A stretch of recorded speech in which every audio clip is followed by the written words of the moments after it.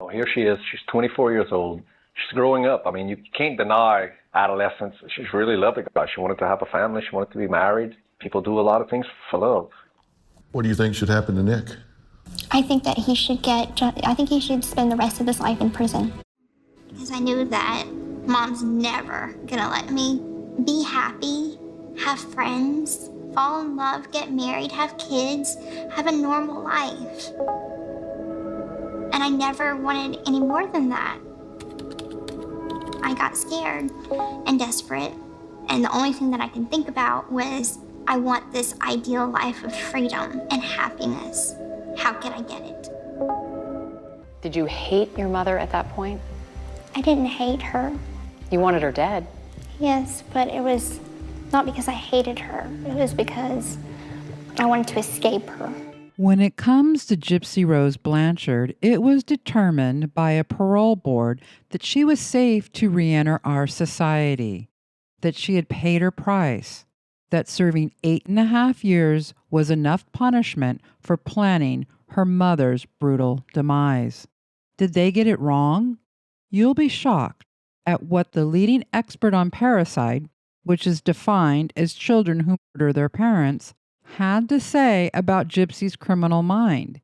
We will also bring you disturbing new details that shows how Gypsy's closest allies took part in a scheme to thwart her co-defendant Nicolas Godejohn from ever seeing the light of day.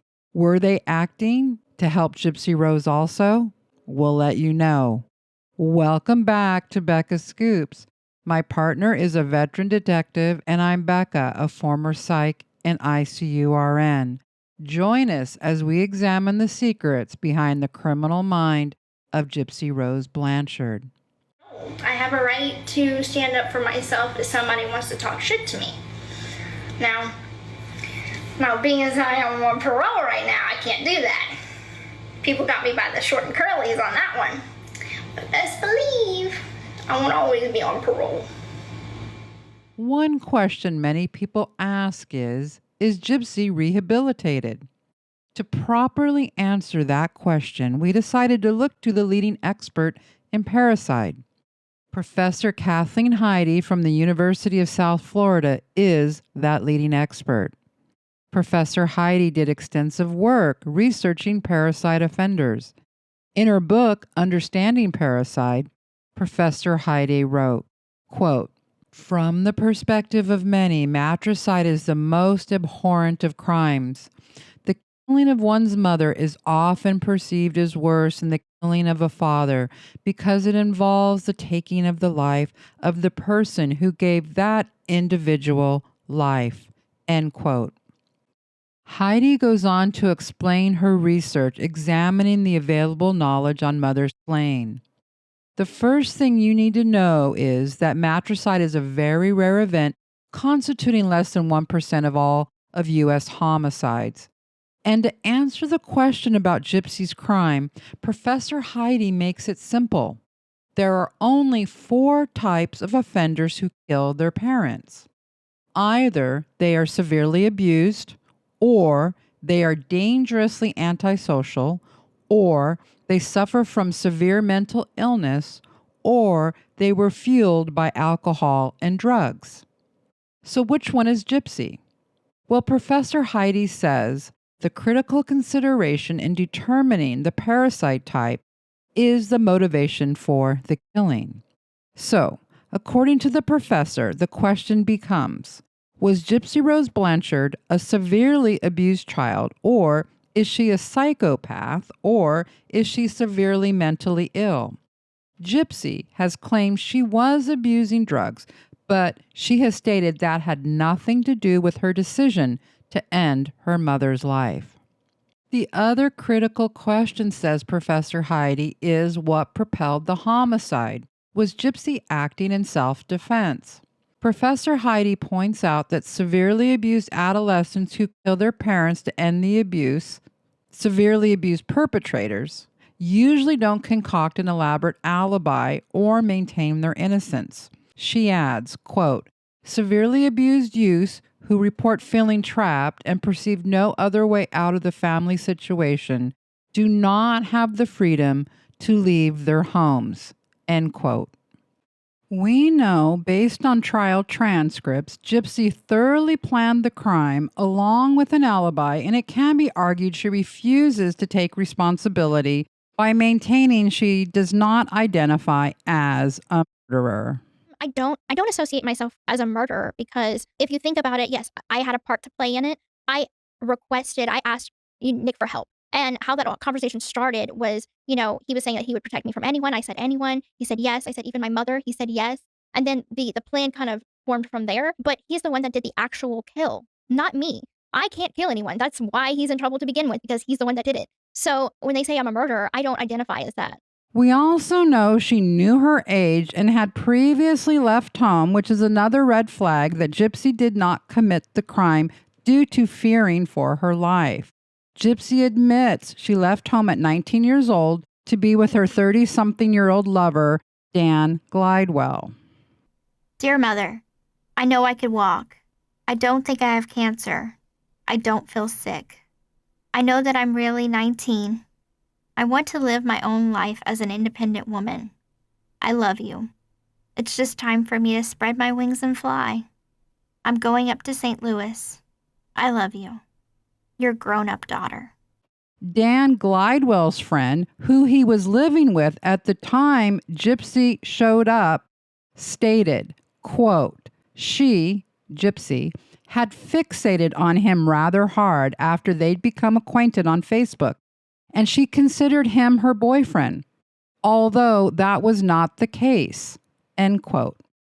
Now, this is interesting. This good friend of Gypsy's first boyfriend, Dan Glidewell, states Gypsy was somewhat delusional about their relationship. Dan, according to this good friend, did not consider her a serious romantic relationship.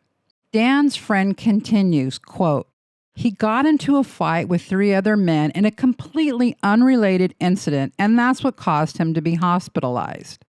After she showed up to my house with him from the hospital, she told us many stories about her mother, how controlling she was, etc., and that she was trying to get away from her and, in my opinion, was convinced that my friend would be her knight in shining armor to sweep her away to safety, end quote. According to this witness, Gypsy did not reveal she feared for her life when attempting to run away with Mr. Glidewell.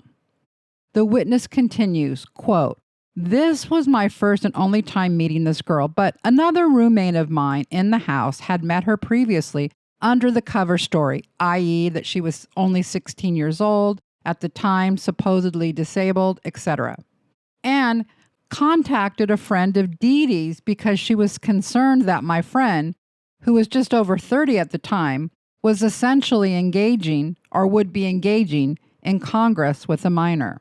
He goes on.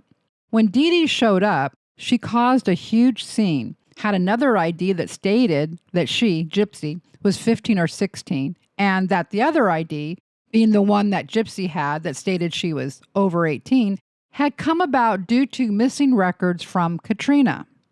Gypsy and Dee Dee got into a rather heated argument of the kind one might expect between a mother and a teenager who feels that she, Dee Dee, was too controlling, after which Dee Dee took Gypsy home without ever contacting the authorities, end quote.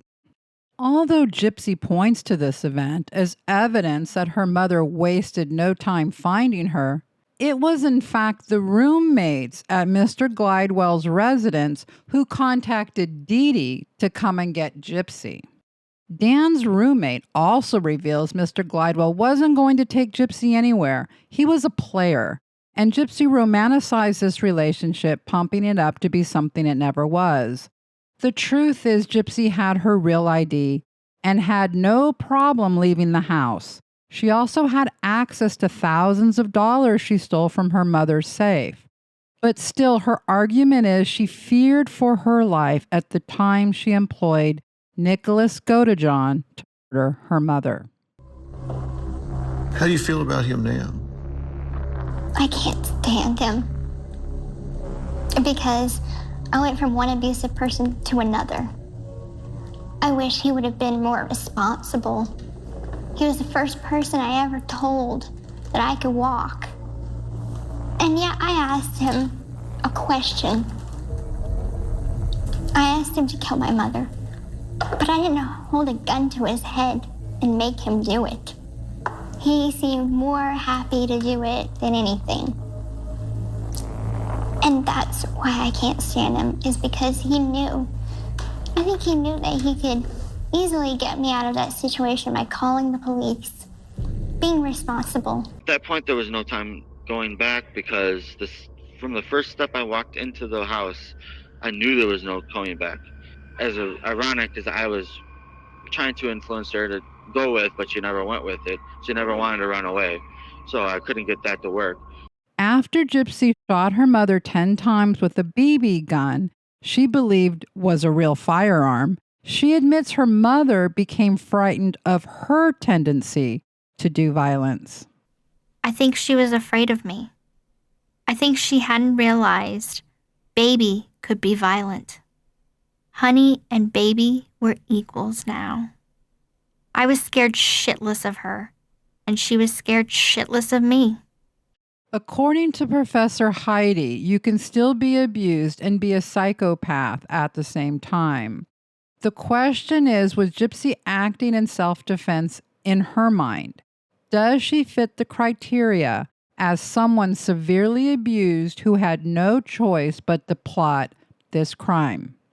To understand what constitutes severe abuse when it comes to parricide offenders, consider Christy, a 16-year-old who stabbed her mother to death after a heated argument.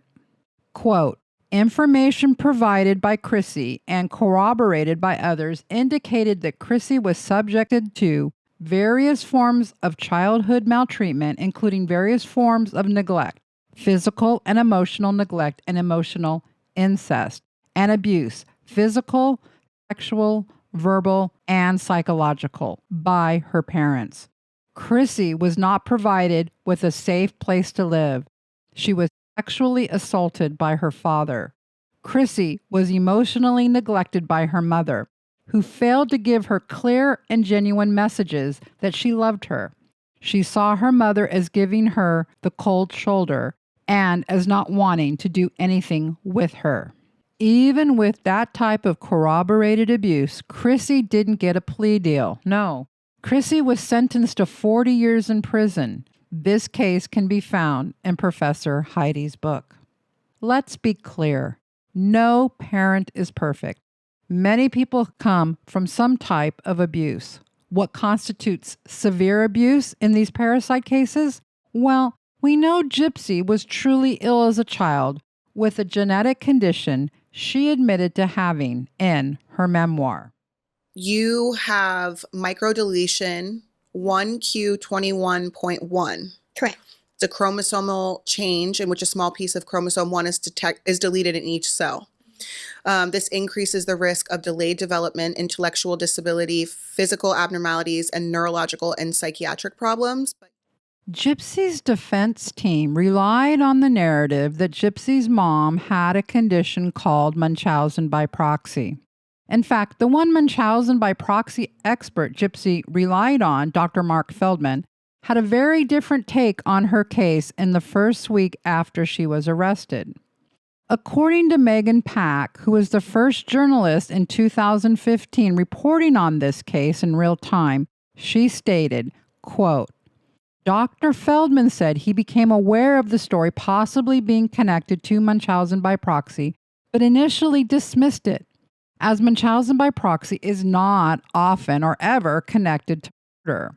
He also mentioned that Gypsy's appearance convinced him that she was probably actually sick and/or disabled, end quote.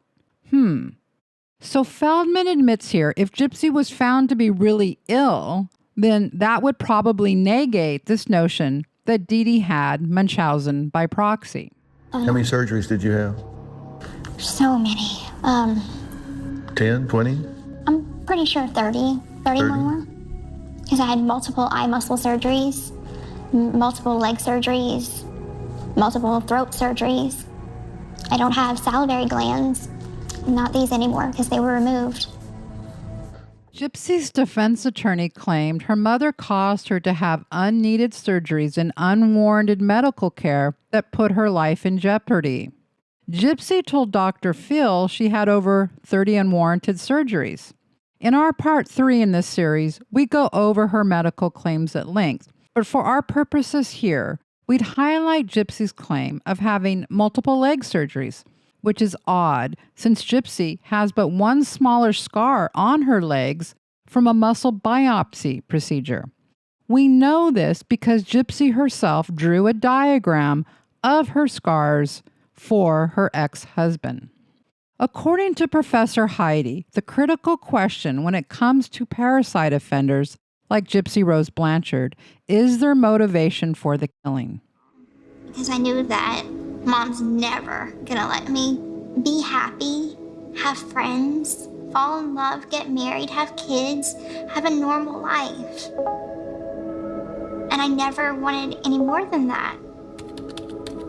I got scared and desperate, and the only thing that I can think about was I want this ideal life of freedom and happiness. Professor Heidi says it's important to note that children who have been abused and neglected might also take an antisocial way of responding to life as a means of psychic, if not physical, survival. In other words, Gypsy's claims of alleged abuse do not dismiss the possibility that she acted in an antisocial way, which means a psychopathic or sociopathic way to get rid of her mother, not in self-defense. You decide. Was Gypsy Rose Blanchard's motivation for her mother's demise severe abuse that she had no way out? Let's take a look at the alleged abuse and how that all started. From our investigation, we can confirm that it's highly probable as an infant Gypsy stopped breathing and needed a CPAP machine. Her grandfather recalls the machine going off. After she divorced Rod, Didi moved back with us. And at night, Gypsy had a machine on. The alarm would come on when she stopped breathing. So you had to wake her up. Once you wake her up, the machine would stop. But it was scary. This event, having an infant with difficulty breathing, might have affected Gypsy's mother, Didi Blanchard, adversely. Add that Gypsy was born with a condition called microcephaly, which is defined as a condition where a person's head is significantly smaller than average for their age and sex. It is typically diagnosed at birth, which led doctors to inform Didi that her newborn baby girl had a genetic disorder. Now, that fact that Gypsy was sick all along apparently was buried after Gypsy's arrest. Or it's also possible that Gypsy's defense team simply inadvertently overlooked her very real genetic disorder, not realizing that diagnosis meant Gypsy was not 100% healthy growing up. We do know recognizing that genetic disorder would have thrown a huge wrench into her defense narrative that got her the plea deal. We know Didi Blanchard was no saint. She was a flawed human being, as most of us are. Didi is not here to defend herself. We acknowledge she lied about Gypsy's health for monetary gain. Didi's penchant for this medical con allowed them to live a certain lifestyle that she otherwise had no other way to provide. But at what cost? Can we guarantee that Didi was not abusive in any way to Gypsy? No. In fact, we have always acknowledged that Didi pulling a medical con for monetary gain wasn't the ideal way to raise a child. That Didi isn't here to defend herself, but we can still acknowledge that most people's childhoods aren't perfect and many suffer from different types of abuse. A lot of people can't put themselves in the mindset of where I was at with the abuse and how desperate I felt. So having a statement like she was going to cut my throat, that statement stands out a lot. And so it transports the readers into my mind and emotion. And so that's why it was so important to kind of say that and then go into the details. However, Gypsy never brought up this fearing for her life during her interrogation or the many, many interviews she gave over 10 years' time. Did you hate your mother at that point? I didn't hate her. You wanted her dead. Yes, but it was not because I hated her. It was because I wanted to escape her. Because I knew that Mom's never gonna let me be happy, have friends, fall in love, get married, have kids, have a normal life. And I never wanted any more than that. I got scared and desperate, and the only thing that I could think about was I want this ideal life of freedom and happiness. In fact, during her Mommy, Dead, and Dearest documentary, Gypsy admits the pivotal point that caused her to greenlight her mother's demise was after her plans to have her mother accept Nick Godejohn, her internet boyfriend, fell apart. Gypsy's plan brought Nick to attend the Cinderella movie, hoping her mother would meet him there and accept him.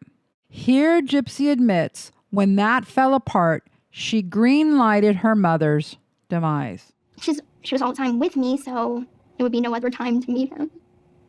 Once all of those plans seemed to fall apart, I just got desperate.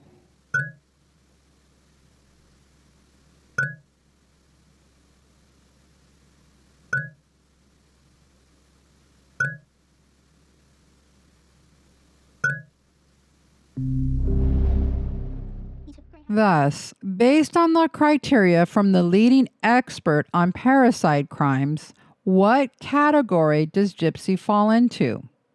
Either she was severely abused, or she is dangerously antisocial, or she suffers from severe mental illness.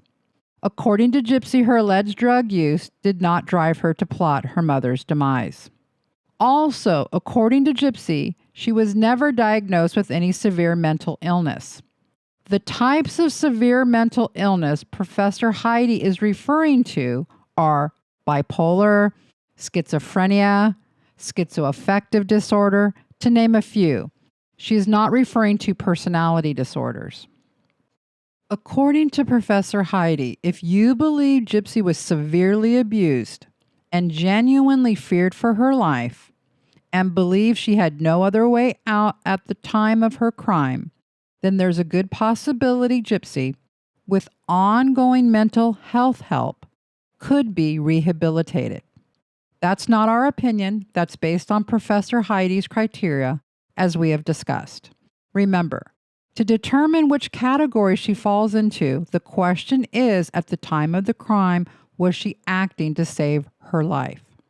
However, if you agree Gypsy suffered abuse, but at the time of the crime, she did not fear for her life, that means she is probably psychopathic or sociopathic, and chances are she can't be rehabilitated.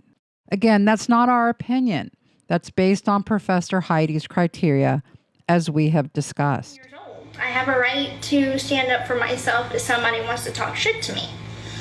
Now, being as I am on parole right now, I can't do that. People got me by the short and curlies on that one. But best believe I won't always be on parole. So, what type of behavior did we see from Gypsy while in prison that may be concerning? Well, sometime in 2018, Gypsy became obsessed with a man who wrote to her named Ken Erker, who in 2024 became known as Gypsy's boyfriend and alleged baby daddy. In October of 2018, Ken and Gypsy become engaged.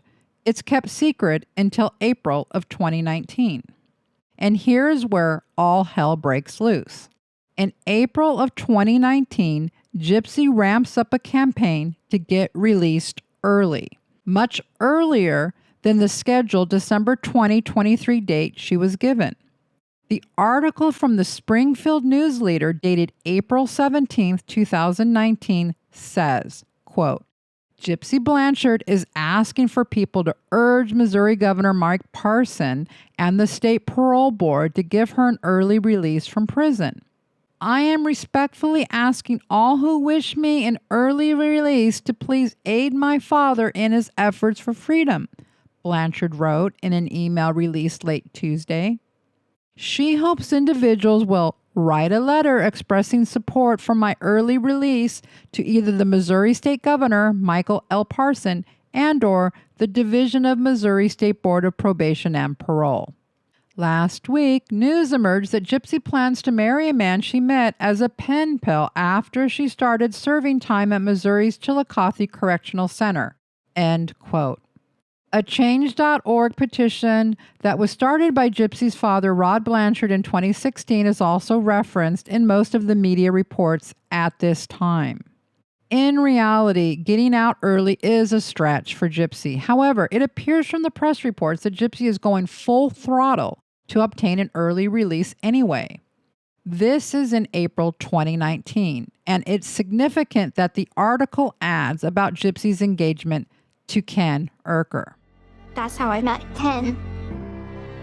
We got engaged in 2019, but it didn't work out. I was still such a young girl. I had so much to learn about relationships.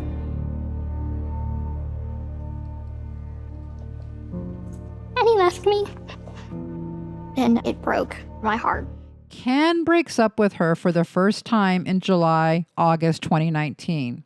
They were on again, off again for a time. The relationship was rocky. However, just prior to the breakup, Gypsy was looking for early release approximately in April of 2019. And what type of information might help bolster her case for early release? Well, possibly proving Gypsy really wasn't the one in charge of her mother's demise, proving Gypsy was nothing more than a victim herself and that it was her co-defendant, Nicolas Godejohn, who took advantage of Gypsy. It's important to note that in February of 2019, just a few months before Gypsy's trying to get early released, Mr. Godejohn gets sentenced to life without the possibility of parole, and immediately that starts his appeals process. He has 90 days from February 2019 to file his appeals. April 2019 falls smack dab into the time frame as Nick is filing his appeals. At the same time, in April of 2019, as Gypsy is begging to be released, a woman named Dawn ramps up writing to Nick in prison. To understand why this communication between Dawn and Nick is important, Dawn has recently come out to set the record straight and explain her truth. She admits she was in a very bad place when she started to communicate with Nick in prison. Dawn claims back in 2019, she had a Facebook group in support of Nicolas Godejohn, and that's why she began to communicate with him in prison. One of the early emails from Nick to Dawn is dated April 23rd, 2019. On February 14th, 2025, Dawn claimed in an interview that Fancy Maselli, who worked with the Blanchard family from 2017 to 2019, convinced her to join forces to communicate with Nick. Dawn was known as Nick's girlfriend at the time, who was working to help him in any way she could. According to Dawn, Fancy allegedly asked her to work with her psych team to create emails that would make Nick reveal his dark side. Dawn said, quote, "I was told, and this is the honest to God truth, Fancy told me Nick was going to get his fair shot. This, getting Nick to reveal his dark side, wasn't to take him down. It wasn't to hurt him or anything," Dawn said. "I was helping him by doing all this." Then it started to get like, okay, what about his other personalities? You know, we didn't talk about that until like they started pushing me to say, Victor, blah, blah, blah. End quote. Here, Dawn is referring to Victor, one of Nick's alleged personalities. This Victor personality allegedly was Nick's dark side that killed Dee Dee Blanchard. Dawn continues, quote, "I'm not proud, enticing him to show his bad side because I was told he would get the help he needed. She," meaning Fancy Maselli, "told me if we could show who he really was, they would put him in a mental health facility. So that's what I did. So when Christy is Gypsy's stepmother, started backing away, she's, Fancy, saying to Ken, Gypsy's boyfriend at the time, these emails are bad. You know, you got to see them. He, Nick, deserves to be there, to stay in prison. Then her own people, Fancy's, tell me what's really going on. You know, this Nick infiltration group. Dawn went on to say, quote, I didn't even know who Christy, Gypsy's stepmother, was when I met Fancy. She was the one who introduced us. And so guys, look, at that point in time, 2019, Gypsy was already sentenced. Like, this doesn't make any sense to me.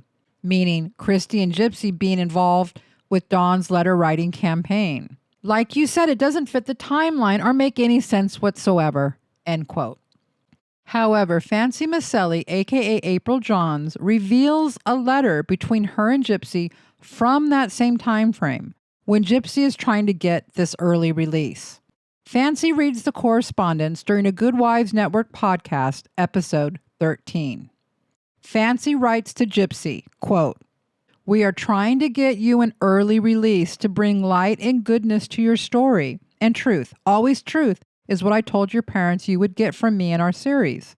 We have tried painstakingly to expose Nick as the sadistic sociopath that he is, who has a pattern of preying on girls in horrible situations like yourself, end quote. Fancy then relates how Gypsy was very upset about the Oxygen show killer couples. Fancy writes to Gypsy, quote, I contacted Oxygen and now Dawn is going to do a special with them to try and show that he, Nick, lied through that whole thing. She, meaning Dawn, wants to show the world the real him and save any other woman out here the real pain you suffered at his hands. I have defended you publicly since the airing. I have worked with media outlets besides Oxygen to get the truth out from Dawn so you don't look like what he, Nick, made you out to be. And I'm trying to ensure that his appeal is never granted while simultaneously lobbying for your early release. So here you can see the two events. Nick's getting an opportunity for an appeal and Gypsy's preoccupation for an early release are somehow linked. It seems Fancy is indicating that it's important to Gypsy that Nick doesn't get an appeal while she is given an early release. Poor Dawn was just a pawn, it seems, in a larger scheme that revolved around Nick's upcoming appeals and Gypsy's push for an early release. However, Dawn also admitted she had an addiction issue back then and she needed funds. But she maintains she always thought getting info from Nick for Fancy was going to help him, not hurt him. Dawn wrote in 2019, quote, no need to find out all of his, Nick's, alter names. I need to beat him at his own game. I don't know. Can you guys figure out what part could be in compensation? Or if you don't need this, I know someone will pay for these, LOL. Here, she is referring to the emails between her and Nick. Dawn goes on. I just want to be part of this somehow and maybe toss something for my time. If not, it's fine. End quote. The only evidence we have that Gypsy was well aware of Dawn is that one message from Ken. Ken, writing about Dawn and the emails with Nick, says, quote, like I've said, I've heard about them, but haven't read a single one, meaning the emails. She, meaning Dawn, emailed Gypsy about him, Nick, and how crazy he's been being, and she told me. End quote. We also know Dawn was messaging with Christy Blanchard, Gypsy's stepmother. According to those messages, Dawn and Fancy have a falling out. At the same time, Christy is distancing herself from Fancy Maselli too. We should note here that Fancy Maselli allegedly had a 2-year contract with the Blanchard family to make a series based on Gypsy's life. So as Dawn and Fancy were having a falling out, so was Fancy and the Blanchard family. This sparks Dawn to message Christy Blanchard, quote, "I always respected and cared for you, Christy and Gypsy," she wrote. Christy responds, "Same here. I just don't like what's happening right now." Dawn writes, "Me either. We will talk." Christy writes back, "Yes, we will hopefully tomorrow. We can talk." Dawn responds, "Okay, love, let me know." Christy responds, "Sure will." Dawn adds, "Good night." Christy responds, "Good night, and try to keep your distance from Francesca and Tori for now. Lay low like I'm doing." Dawn writes, "I am trying." Christy says, "Don't answer their calls." Dawn responds, "I haven't worked on the project for 1 week now." Christy writes, "Good." Here, Dawn is admitting she hasn't been working on this Nick infiltration project for over a week, and Christy says, "Good." Dawn goes on to say, "Okay, love, I should have never signed that shit. I had so many interviews, you know? Now I am fucked." Dawn is saying she had interviews lined up about the Nick emails that put him in a bad light to get paid for her time, and now that's all gone. Christy then tells her, "You're not fucked, trust me." Dawn, "Okay, love." Christy says, "You don't need them. I will help you get your story out. They need me. I don't need them." So here it appears as if Christy is indicating that Dawn doesn't need Fancy or her team, and neither does Christy. Christy indicates they need her and that she will help Dawn get these infamous emails between Dawn and Nick out to the public. At some point, Dawn feels betrayed by Christy, writing, "Christy fucked me over. She did it." It's hard to know what Christy did to make Dawn write this. We have no idea. So, to sum up what was happening starting back in April of 2019, Gypsy Rose amped up her efforts to get an early release by going to the press with this petition that begged the public to help her by writing to the governor. These news reports mention her engagement to Ken Urker, who is currently, in 2025, her boyfriend and alleged baby daddy. We know from Gypsy's history she gets very motivated to do things when she becomes obsessive with a romantic interest. We also have Fancy Maselli, who was working with the Blanchard family, read aloud a letter to Gypsy from that same time frame. Quote, "We are trying to get you an early release to bring light and goodness to your story," she adds, "and truth, always truth, is what I told your parents you would get from me in our series. We have tried painstakingly to expose Nick as a sadistic sociopath that he is, who has a pattern of preying on girls in horrible situations like yourself." End quote. We also know Dr. Phil puts out his podcast on Gypsy Rose in April 2019. Same time frame. As we previously showed, Dr. Phil directed some of his advice to Ken. She is anything but ready to enter into a relationship with someone else. You've got to clean your own house first. You've got to be your own best friend first. Because anytime you enter a relationship, you bring with you the baggage of life, your life. And you either contribute to that relationship or you contaminate that relationship based on what you bring with you when you arrive.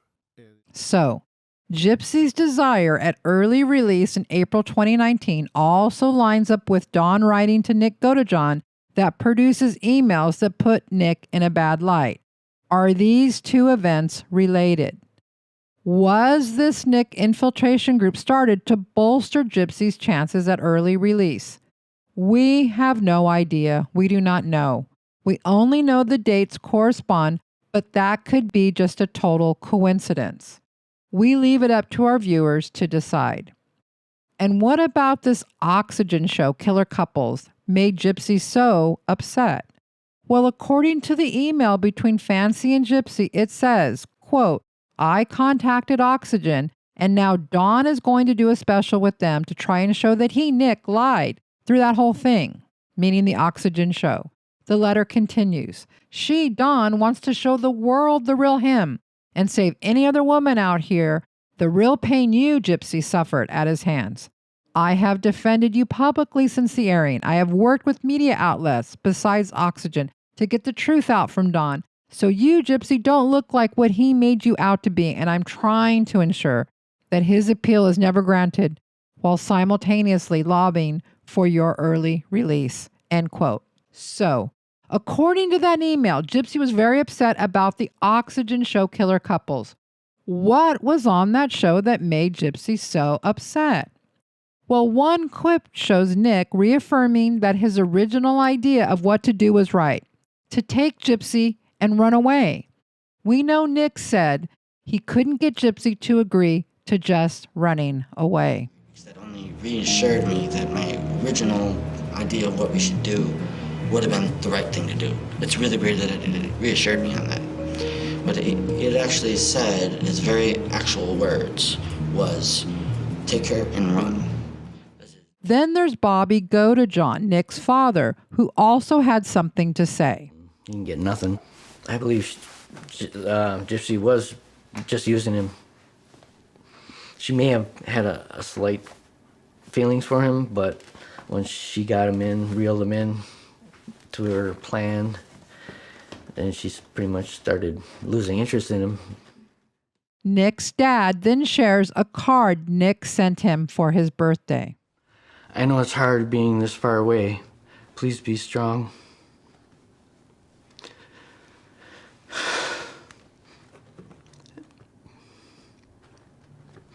Thank you for being my father, my best friend, and teacher. I'm blessed to have you as a father.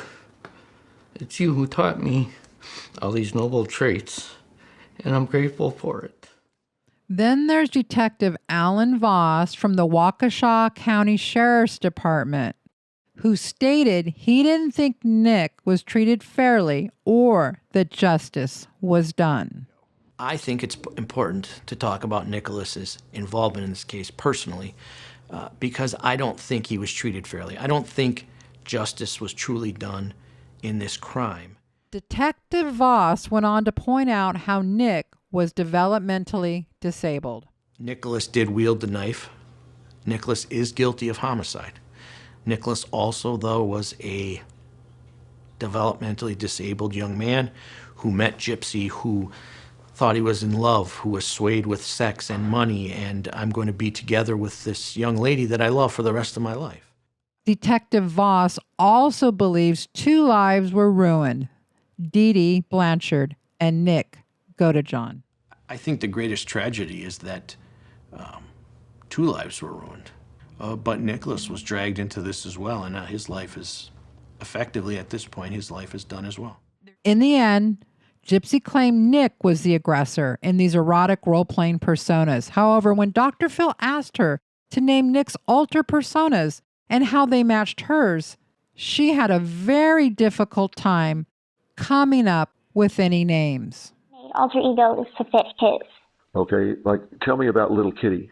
Little Kitty was kind of a little girl. I kind of based her looks off of anime cartoons. You said it was based on his personality. So which one did that one go with? That went with his little boy personality. And then there was Candy. Mm-hmm. What was that? Candy was more of the vixen, more risque. And that went with what? That went with his that personality. It was only her persona of Ruby that Gypsy comes up with, an actual alter name for Nick. And that's strange, since that's the persona Gypsy groomed to kill her mom. And what about Ruby? Ruby was for Victor. Let's recall what Nick Godejohn said. He couldn't get Gypsy to just leave. He tried many times to get her to run away. At that point, there was no time going back because from the first step I walked into the house, I knew there was no coming back. As ironic as I was trying to influence her to go with, but she never went with it. She never wanted to run away. One philosopher wrote, "Forgive the person and their actions. Never give in to hate. Let it go, set it free, and karma will take care of what is meant to be." Thanks for watching, Becca Scoops. If you got this far, please like and share. We also really appreciate all the comments. Thanks again.